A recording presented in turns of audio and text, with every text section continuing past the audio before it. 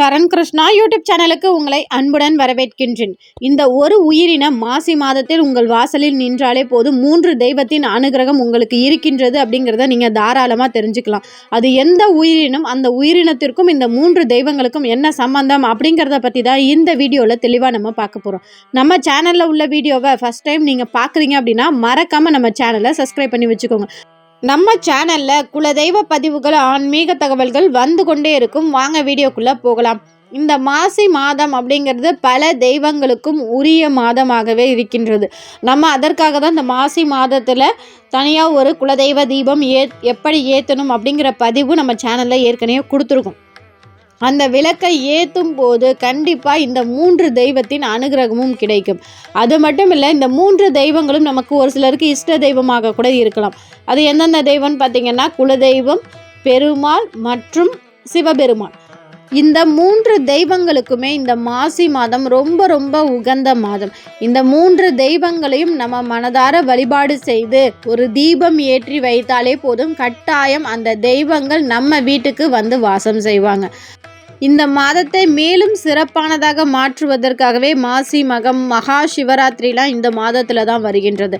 இந்த மாதத்தில் ஒரே ஒரு உயிரினம் தான் உங்கள் வீட்டு வாசலில் தொடர்ந்து வந்து நின்னாலோ இல்லை இனிமே நிற்க போனாலோ நீங்களே தெரிஞ்சுக்கலாம் நம்ம வீட்டில் இந்த 3 தெய்வங்களின் அனுகிரகம் நம்ம வீட்டில் இருக்குது அப்படிங்கிறது.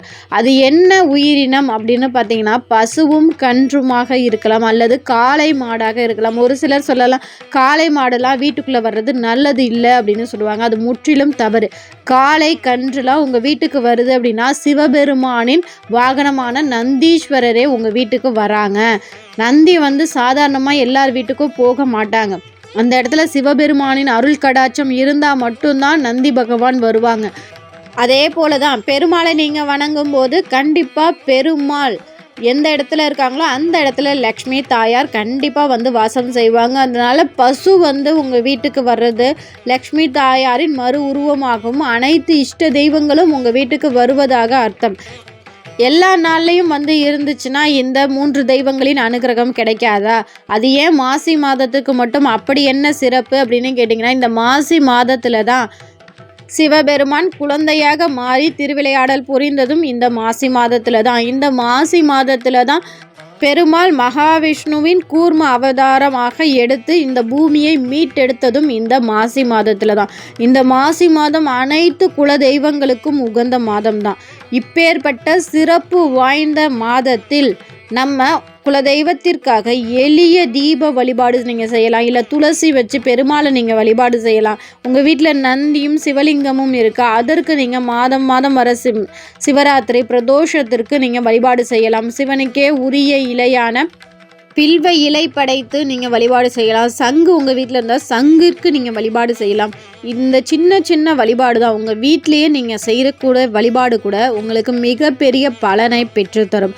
இந்த மாதத்தில் குழந்தை செல்வம் வேண்டுபவர்கள் சிவபெருமானை, அது மகா சிவராத்திரியில் கண்மிழித்து சிவபெருமானை வழிபாடு செய்யும்போது கண்டிப்பாக ஒரு நல்ல விஷயம் உங்களுக்கு நடக்கிறத கண் கூட உங்களால் பார்க்க முடியும். அதே போல் இந்த ஒரு உயிரினம் உங்கள் வீட்டு வாசலுக்கு வந்துச்சுன்னா உங்களால் முடிந்த உணவுகளை கொடுங்க. பசு வந்துச்சுன்னா அதற்கு சந்தன குங்குமம் பொட்டு வைத்து அதற்கு உங்களால் முடிந்த உணவுகளை நீங்கள் கொடுக்கும்போது அனைத்து தெய்வங்களும் மனமகிழும். உங்கள் வீட்டுக்கும் பல நன்மைகள் வந்து சேரும். கண்டிப்பாக இந்த வீடியோ உங்களுக்கு பயனுள்ளதாக இருக்கும் என்ற நம்பிக்கையில் மற்றொரு வீடியோவில் சந்திக்கிறேன். இந்த வீடியோ உங்களுக்கு பிடிச்சிருந்தால் லைக் பண்ணுங்கள், ஷேர் பண்ணுங்கள், மறக்காமல் சப்ஸ்கிரைப் பண்ணுங்கள். சரண் கிருஷ்ணா யூடியூப் சேனல். நன்றி, வணக்கம்.